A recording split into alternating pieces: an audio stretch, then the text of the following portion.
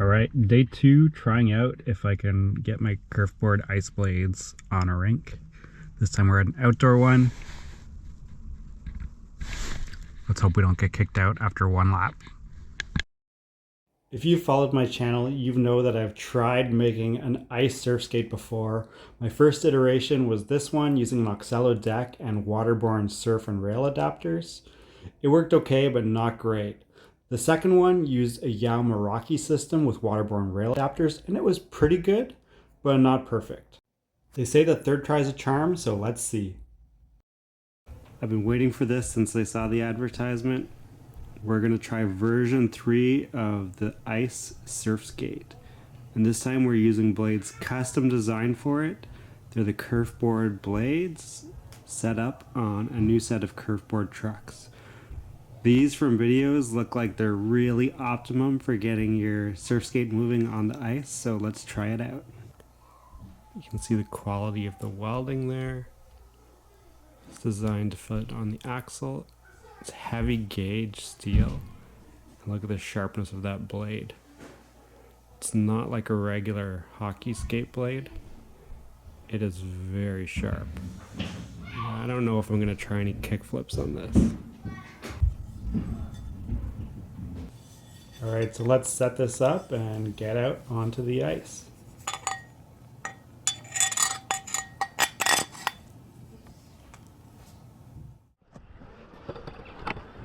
The first time I used these, I knew I was on borrowed time in a public skate and an inside arena. So I thought this time, the first thing I'm going to do is try and do a snap before I get kicked out. So I lined up. The surf skate felt so normal that I thought I could just do a snap like on a regular surf skate, but that didn't quite work out. The blades are so sharp that they didn't move at all. I think as I wear them down a little bit, as they dull a little, it'll get better.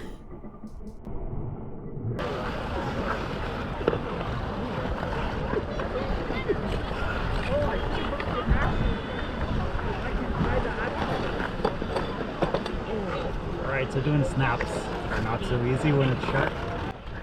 So despite that effort that sent the surf skate flying into that concrete brick wall, the blades looked fine. I checked that afterwards because I have bent my previous blades and trying to do 180s and kickflips on them. These things look super solid. The biggest thing I noticed, compared to the other versions, version 1 with the waterborne and version 2 with the Meraki, is that I was able to set this system up as is. No tweaking with the wheelbase, no playing around with the geometry or the hardness of the springs. Just basically using the Curfboard deck with the Curfboard trucks, and it felt just like pumping a regular surf skate. And I think a big part of that is that there's no rebound. There's no springs, there's no bushing. So this is just acting as it would on concrete. And it felt really good. So obviously the wheels and the blades feel a little bit different, as you saw when I tried to do the snap.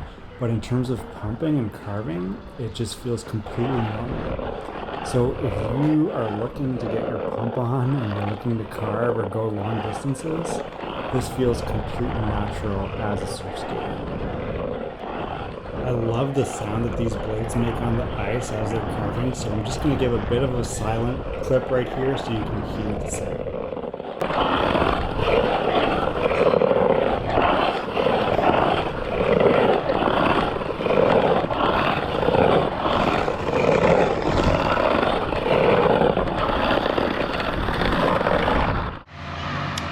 Okay, good news, bad news. The bad news is we got kicked off the ice.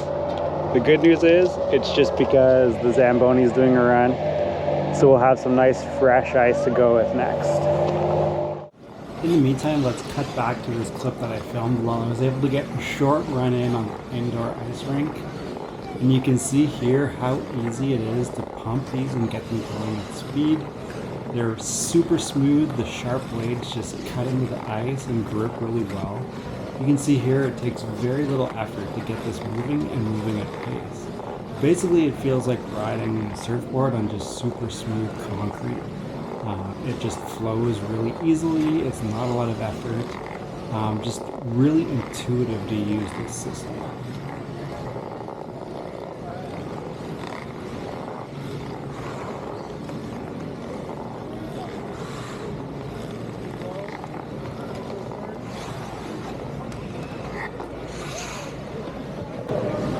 thing is awesome.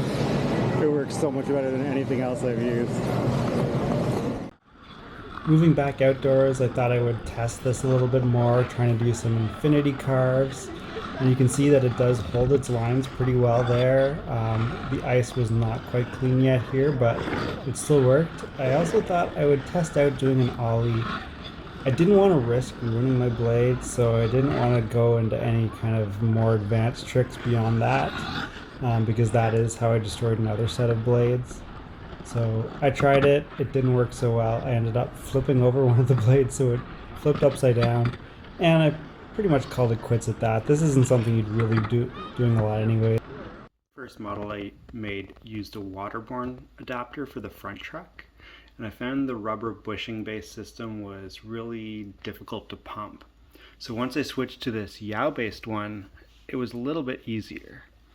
However, now that I've tried the Curfboard one, I think that the spring-based resistance here is still too much on the ice.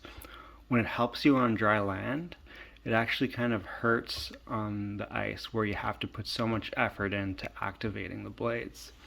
So compare that to the Curfboard, and you can see how, just with one finger, I can move it, I can hold it on its edge, using my gravity to bring it back. That was the game changer that made this work so much more effectively than the other two, is the loose front trucks of the Curfboard that were so easy to pump on ice. You can see here that the Curfboard Ice Blades come to a straight, narrow edge point. So unlike a regular hockey skate blade, these have just one edge. And that really made a difference for getting traction and pushing off.